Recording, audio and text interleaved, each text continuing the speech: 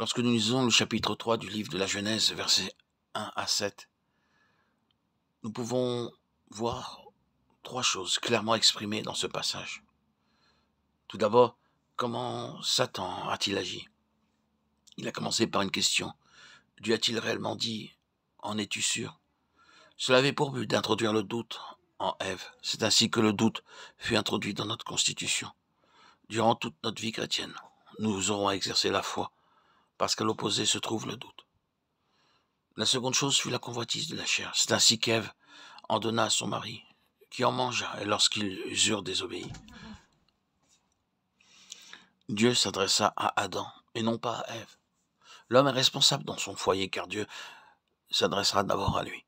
Troisièmement, s'adressant à la femme, Satan déclara que Dieu ne disait pas la vérité.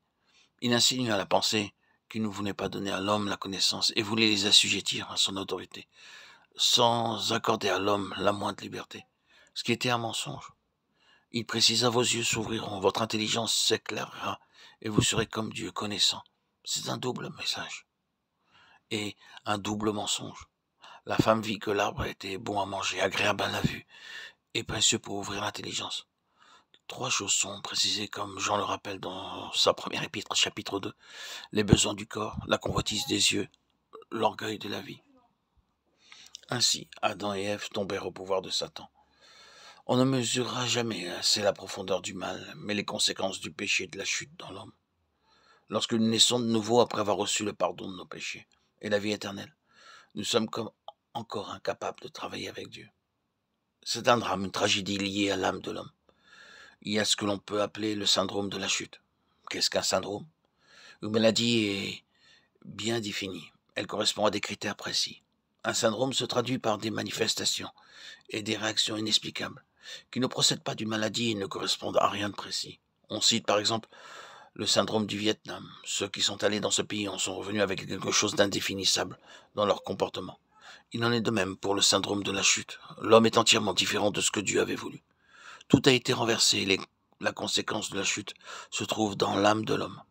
Si Dieu ne peut pas accomplir une œuvre intérieure en chacun de nous, nous ne pourrons jamais participer à l'édification de la maison de Dieu.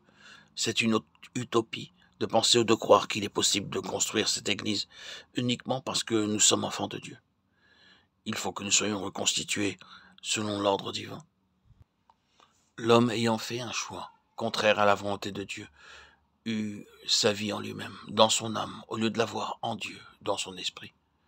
Tous les problèmes dans l'homme procèdent de l'âme, et la psychologie ne peut solutionner de tels problèmes. Le seul médecin pour l'homme demeure le Seigneur Jésus-Christ, seul qui peut nous guérir. Et nous devons recevoir la vie de Dieu. À la faveur de ce que nous venons d'exposer, nous comprenons bien que l'homme est impuissant à travailler en associé avec Dieu si il n'est pas rétabli dans son âme, dans son esprit.